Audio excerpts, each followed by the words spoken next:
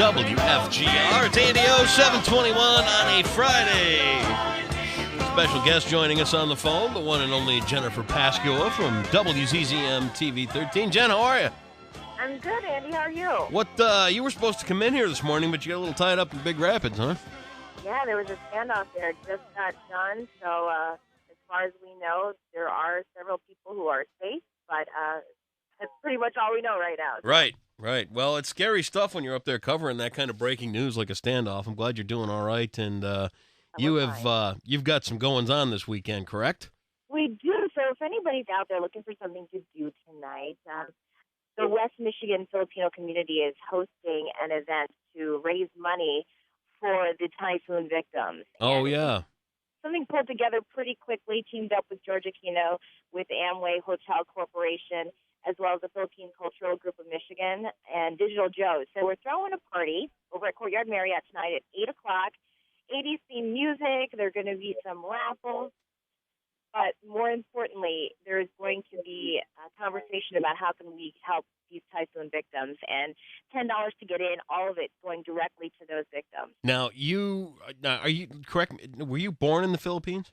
You know, I'm not. I wasn't. I'm first generation. So my parents were born in the Philippines.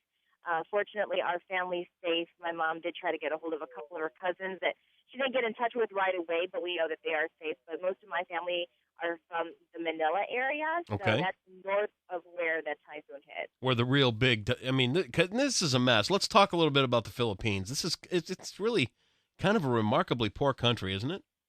You know, it's like everywhere else. There's really great areas and really poor areas. Yeah. And the area where it hit, Philippine Islands are beautiful, but the area that it hit, there are people who are struggling. So to date, I mean, the numbers that we have right now, 4,000 Filipinos have died. Still missing, are 1,000 more, and so many of these families are going to have to pick up and start all over. And I have to say, the resiliency of the Filipino people, though, you look at the video and you see everything that's happening, and I think the Filipino spirit really comes through in the fact that they can still eke out a smile and say, you know what, we're alive, we're going to survive this, we've survived other things, but, it's going to take some time for the healing to take place there. Sure. I mean, they survived Imelda Marcos, Oh, boy. All kidding aside, you know what? It's really any tragedy like this that pops up on a world scale at this point, everybody knows about it, and it's just hard to believe that there are so many people that have been displaced and hurt. And, if you've got family ties back there, I applaud you for wanting to do something. That's fantastic. Good for you. Well, here's the thing, Andy.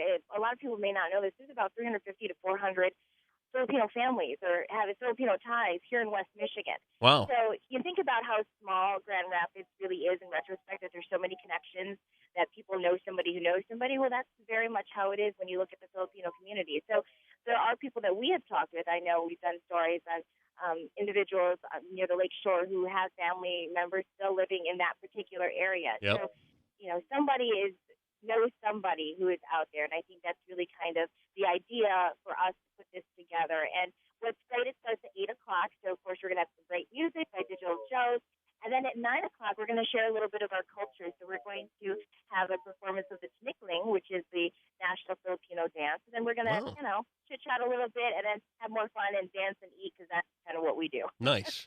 Well, I'll tell you what, it's a great thing. It's going on at the Courtyard Marriott tonight at 8 o'clock. Again, how much is it to get in, Jennifer?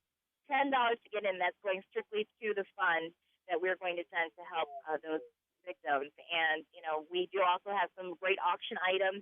Chef Tommy Fitzgerald, Chef Jennifer Mamore are among the few who have offered up some really cool deals that you want to, make a bid on, and then hopefully we can give that money back there to the Philippines. Well, I'll tell you what, you are an inspiring character.